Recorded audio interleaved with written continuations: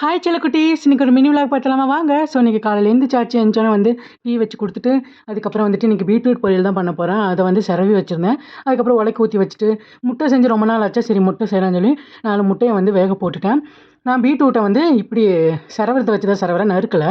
அதுக்கப்புறம் முட்டையும் வெந்துருச்சு. ஒரு 15 நிமிஷம் வேக வச்சுட்டு பச்சை தண்ணியில் போட்டுட்டு அதுக்கப்புறம் உரிச்சிங்க அப்படின்னா சூப்பராக ரெடி ஆயிரும். அழகாக வந்து உரிக்கிறதுக்கு வந்துச்சு. அதை தனியாக உரிச்சு வச்சுட்டேன். சரி அப்பவும் குழம்பே கொடுக்குறோமே அப்படின்னு சொல்லிட்டு, சரி தக்காளி சாப்பாடு வதக்கிடலாம் அப்படின்னு சொல்லிட்டு சாப்பாடை வடிச்சிட்டு தக்காளி வந்து வணக்குனேன்.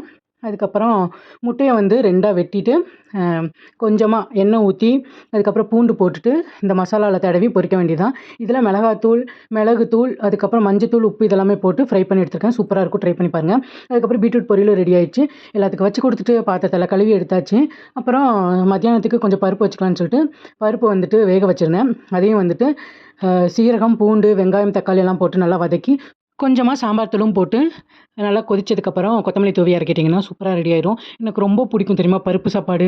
பருப்பு சாப்பாடுலாம் நல்லா குழையா, சாம்பார் சாப்பாடுலாம் குழையா செஞ்சு அதுக்கு அப்பளம் வச்சு சாப்பிட்றது எனக்கு ரொம்ப ரொம்ப பிடிக்கும். இதுவும் எனக்கு ரொம்ப பிடிச்சிருந்துச்சி. நல்லா டேஸ்ட் பண்ணிவிட்டு அதுக்கப்புறம் வந்துட்டு நான் மேலே வந்துட்டேன். மேலே வந்ததும் மாமாவோட சிஸ்டமில் என்கேஜ்மெண்ட் ஃபோட்டோஸ்லாம் இருந்ததா, சரி அதெல்லாமே பார்க்கலாம் அப்படின்னு சொல்லிட்டு ஓப்பன் பண்ணியிருந்தேன். நிறையா ஃபோட்டோலாம் இருக்காது, கொஞ்சமாக இருந்தது. இதுதான் வந்துட்டு நான் என்கேஜ்மெண்ட்டுக்கு முன்னாடி கட்டினேன். எனக்கு இந்த சாரீ இந்த லுக்கு ரொம்ப ரொம்ப பிடிச்சிருந்தது. சரி அதிலே தான் என்கேஜ்மெண்ட் பண்ணுவாங்கன்னு நினச்சி வேறு சாரீ கொடுத்துருந்தாங்களா. அதுக்கப்புறம் அதை அவசர அவசரமாக கட்டிட்டு வந்துட்டு அதுக்கப்புறம் என்கேஜ்மெண்ட்டுக்கு நின்னேன். என்னோட தலையெல்லாம் பார்த்தீங்கன்னா யாருமே வந்து எனக்கு கவனிக்கவே இல்லை. தலை இப்படி இருக்கா அப்படி இருக்கா எதுவுமே சொல்லலை.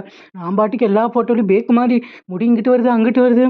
எப்படியோ வந்துட்டு நல்லபடியாக என்கேஜ்மெண்ட்டை முடித்தோம். நிறைய கூட்டம் வந்தனால எங்கள் அப்பா, அம்மா, என் தம்பி, தங்கச்சி, எங்கள் அக்கா கூடலாம் ஃபோட்டோவே எடுக்கல. இந்த என்கேஜ்மெண்ட்டில் ஃபோட்டோ வைக்கும்போது எடுத்தது தான். ஸோ அவங்க வந்தவங்களை கவனிச்சிட்டு இருந்தாங்க. ஸோ அப்படியே அந்த டே போச்சு. இந்த பூ வந்துட்டு நான் அம்மா வீட்டுக்கு போயிருந்தேன் 2 நாளுக்கு முன்னாடி. அம்மா வந்து முல்லைப்பூ கொடுத்துருந்தாங்களா, ஸோ அதை வந்து கட்டணும். அப்படியே வந்துட்டு சிஸ்டமில் ஏதாச்சும் பாட்டை போட்டு விட்டு அப்படியே கட்ட வேண்டியது தான். ஓகே பாய் செல்லக்குட்டீஸ், லவ் யூ ஸோ மச்.